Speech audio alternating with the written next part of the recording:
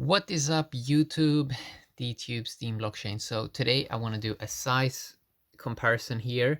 This is the Galaxy S10 Plus on the right side and the iPhone 7 on the left side. So I wanted to do a quick size comparison. So you can see that the biggest difference of course is, well, first of all, the Galaxy S10 Plus, it does not come with a home button down here at the bottom. So this is a hardware button. You can, oh wait, oh yeah, oh maybe it's just touch sensitive. I think that 1 year before they were a little bit more hardware, but then they went with like this like touch ID sort of thing. So maybe it's some kind of I mean, it almost doesn't feel like a button anymore on this one. When you, okay, maybe a little bit, but it's more like pressure sensitive sort of. You can see that the big thing that's different here, of course, is, well, the top side. You can see that the iPhone just has a big, I'm not sure what you should call this big thing here, but it's around 1 centimeter to 1.5 centimeter.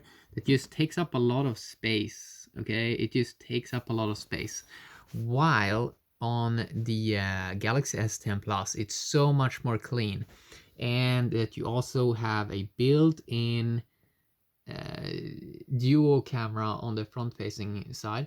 But sometimes it goes inside of apps, sometimes there are menus below it, but you can still use them, but it looks kind of weird UI wise. But yeah, I mean, clearly it's way more clean sort of design. Now, of course, I know that the newer iPhones has more of that sort of Galaxy S10 Plus look with iPhone X, the iPhone 11 Pro Max, and I might check them out also. You can also see that on the sides, even on the sides, so for example, you can see here more bezel, less, compared to the sides here that is way thicker. Now, some people have complained sometimes that you can't really hold the device when it has those when it doesn't have things to hold on the side. I never really experienced that. The first thing, for example, when you hold these devices in your hand, there is sort of like a difference here, and that is, if I hold the iPhone in the hand, if I hold this one in the hand, I can reach the top fairly easy, okay? But if I do hold the Galaxy S10 Plus in the hand, it's a little bit more like a tablet in some ways. So I have to move my arm or my hand a little bit on the side just to reach the top. But I have sort of done it for a couple of days now, and it becomes very natural. You don't really have to think about it. And probably a big reason for that is because of this back that is like, it's very glossy, but it's like, it's very easy to move your arm around sort of the back side. So when you need to move it up a little bit to reach the top, it's not really that hard. You can see that Samsung probably got a little bit inspired by the iPhone design. Firstly, the iPhone looks a little bit more cool here with kind of holes on the side, on both sides. I still think that one of these may be fake, and that it's used for design purposes. You can also see it's nice with the headphone jack on the Galaxy S10 Plus. This is something that we do not have on the iPhone 7. It does not exist. You can see that the charging port almost looks identical, but of course Apple is using their own sort of charging, which is not USB Type C. It's their own kind of cable, but both these cables you can put in both sort of directions, because that's just how modern devices work, and that's kind of cool.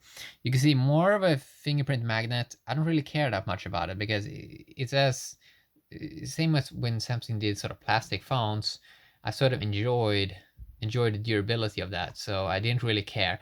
Here's kind of the same way in a way. Like, I think that it looks so classy with like this glossy design. I mean, it looks so good. So even if it's just a little bit of fingerprint sensor sometime, or fingerprints, I don't really care that much, even if it's a dust magnet. For example, you have different angles you can take photos in where you don't even see it. So it's kind of cool. And if you really want to hide it, of course, you can just use a case. A little bit nicer here with almost like the waterfall design on the back side over here compared to the iPhone, which is, I don't know, it's not as cool. This antenna design over here, I don't think it looks super nice. It looks a little bit cheap, but it's like people like different things. The camera looks so much better on the Galaxy S10 Plus with this kind of triple setup. Here it's just rounded, very, very small. The Apple logo, I would say still though, looks way better than Samsung, which is not going with something that really stands out here with the Samsung text. And of course, Apple has their own text. I sort of like how, well, the iPhone has this kind of text that you actually, it's not that pretty with sort of the model number and stuff like that. On this one, oh wait a sec, you also have it over here, I think. Oh yes, it actually it actually is printed in there, but it's almost impossible to see. Wow, I did not think that. Sometimes I wonder if they are forced to do this, because I know that some have had inside of the phone, but that maybe they only can do that when it's a removable battery. Like, I don't really know, but you know, it's kind of weird. But yeah, two very cool devices. And I'm probably gonna pick up the latest iPhone as well to sort of see how it feels. But I'm probably also gonna do some benchmarks, Geekbench kind of things on these, or maybe some internet speed testing, or maybe just some specific apps and to see side by side comparison. Of course, we do have iOS 13 coming in a couple of days, so I'm probably gonna install that on my iPhone 7. See also if maybe I have the iPhone 8. I think maybe I have an iPhone 8. I don't really know. I can't really recall, but yeah, I wanted to do just a quick little comparison over here.